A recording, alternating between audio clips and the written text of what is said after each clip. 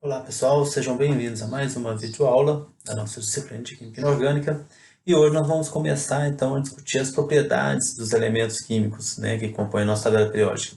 E a primeira dessas propriedades que nós estamos trazendo é o raio atômico.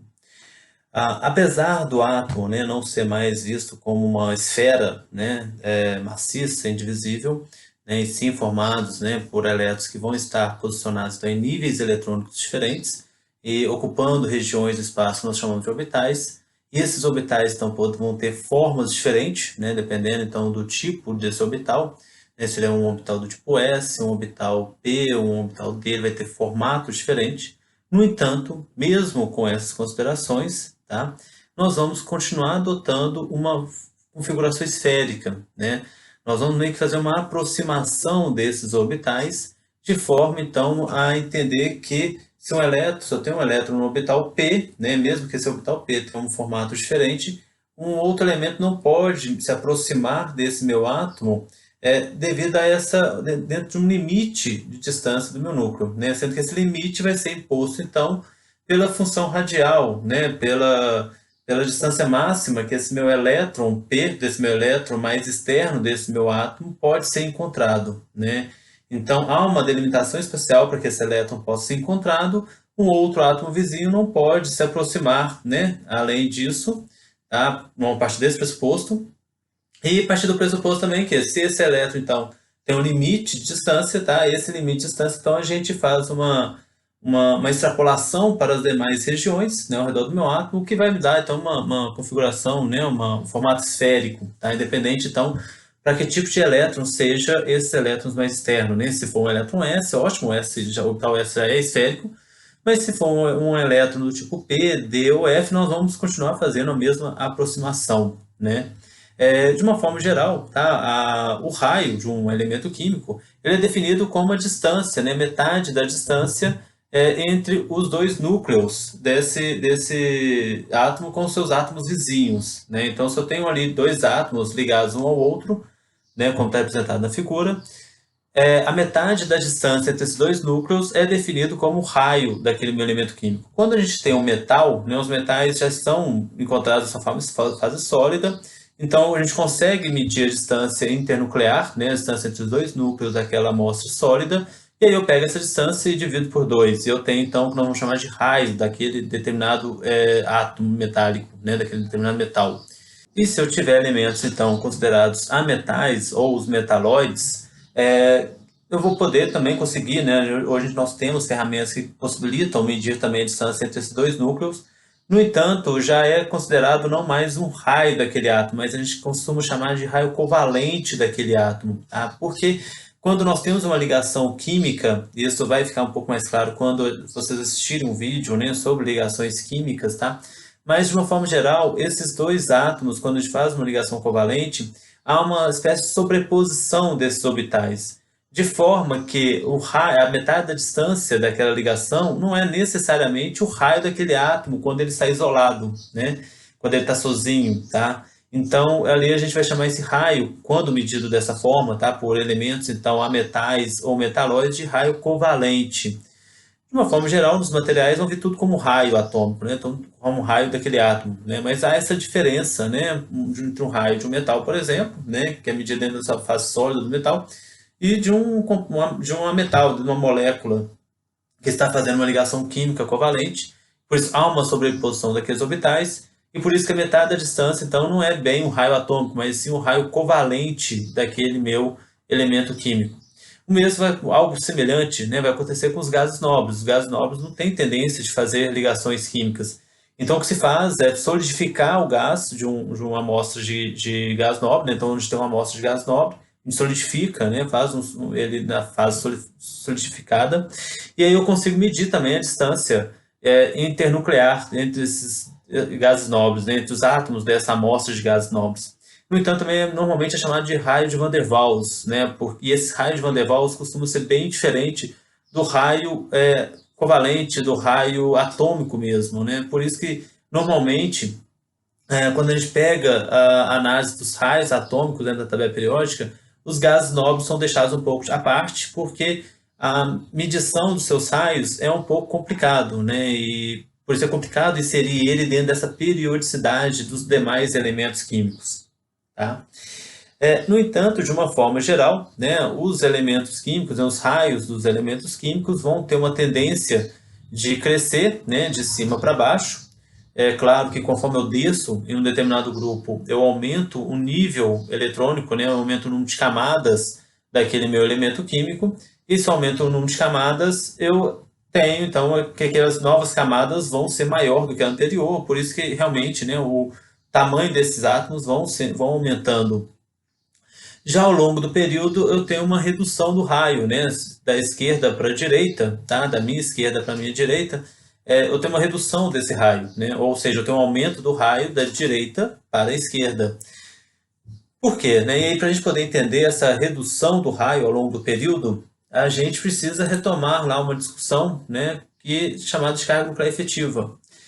Quando eu tenho elementos químicos, então, dentro do mesmo período, eu não estou aumentando o número de camadas daquele elemento químico, eu estou adicionando novos elétrons ao mesmo nível eletrônico que já existe. Quando eu adiciono elétrons ao mesmo nível eletrônico que já existe, eu aumento a carga nuclear, porque se eu aumento o número de elétrons, eu estou aumentando o número de prótons também. Então, eu aumento a carga nuclear, né, quando eu passo do berílio para o boro, eu estou aumentando o próton. Né? O boro tem um próton a mais no núcleo do que o berílio. É claro que aumenta o número de elétrons também, o número de elétrons na segunda camada, na mesma camada, né? E aí a força de atração entre esses elétrons vai aumentar. Mesmo tendo os elétrons internos, assim como o seu elemento anterior, esses elétrons internos vão realizar a mesma blindagem que já realizavam no elemento anterior, né? Mas os elétrons numa mesma camada também têm um efeito de blindagem, também reduz, né, também corrigem essa carga nuclear gerada pelo meu núcleo. Sim, mas o efeito de blindagem de elétrons numa mesma camada é muito menor do que o efeito de blindagem de elétrons internos. Por isso que o efeito da carga nuclear vai sobrepujar, né, vai superar esse efeito de blindagem dos elétrons, então, de uma mesma camada, adicionados a uma mesma camada. Então, como eu adiciono elétrons a uma camada já existente, e se aumentar de forma efetiva os efeitos de blindagem, eu tenho um aumento, então, de um conceito que nós chamamos de carga nuclear efetiva. Né? Então, esses elétrons passam a ser atraídos ao meu núcleo com uma intensidade muito maior. E por isso, então, ele tende a ficar mais próximo do meu núcleo, reduzindo, assim, o nosso raio. Por isso, então, que nós vamos ter, né, esse efeito, né, na tabela periódica. Então, o raio vai aumentar conforme eu desço no grupo e ele vai diminuir conforme eu ando no mesmo período. Aqui tem uma outra ilustração, tá? Repare, então, como que esse raio vai se comportar, né? Tem o césio, né, como aqui representando, né, um átomo bastante volumoso, tá? Bastante bem grande. E da outra contrapartida, né, do outro lado, tem lá o flúor, né, com um raio bem pequeno. Como eu disse, repare que os gases nobres estão deixados à parte, porque realmente o cálculo, né, para determinar o raio deles é um pouco diferente dos outros, então não faz sentido fazer uma comparação a partir do momento que são raios definidos de forma muito diferente. Tá? Repare que nessa nossa análise, nessa figura, não estão aparecendo os elementos de transição. Eu estou trazendo eles aqui. Os elementos de transição, eles têm um comportamento à parte. Reparem que o raio sofre-se uma redução, tá? Não tão pronunciada, tá? Como poderia ser imaginado que aconteceria, né? Porque continuamos adicionando elétrons, né? Continuamos adicionando prótons de um elemento para o outro. Então, teoricamente, né, acontece, é claro, o aumento da carga nuclear efetiva, enfim. Mas repare que, inclusive, em alguns casos, a variação de raio é quase que nenhuma, né? É como se eu tivesse elementos ali vizinhos com o mesmo raio, o que é perceptível, inclusive, no grupo dos lantanídeos, né? Repare que a variação do tamanho dos átomos é muito pequena, né? Quase imperceptível, ou até o raio realmente muito, muito próximo do outro. Isso vai acontecer justamente por causa do mesmo efeito da carga nuclear efetiva, tá? Quando nós temos, então, os elementos de transição, e aí eu coloquei aqui, vocês desculpem, tá? Porque essa ferramenta que eu utilizo, ela não permite, nesse modelo, eu colocar maiúsculo e minúsculo, né? Então, ali é claro, né, que é o símbolo do escândio, e o símbolo do escândio é o S maiúsculo e o C minúsculo, né? Mas, enfim, acho que dá para a gente poder continuar discutindo. Então, repare que a configuração eletrônica do escândio, né, é 4s2,3d1. Quando a gente passa para o titânio, eu tenho 4s2, 3d2. Eu acrescentei um elétron numa camada interna, né? Se eu acrescento elétron numa camada interna, então, teoricamente, esse efeito de blindagem dessa camada interna deveria ser maior do que da mesma camada, e de fato é, né? Elétrons de camadas internas blindam melhor, tá? Afetam mais, né, a carga nuclear do que elétrons de uma mesma camada. No entanto, os orbitais D têm um efeito de blindagem muito pequena, né?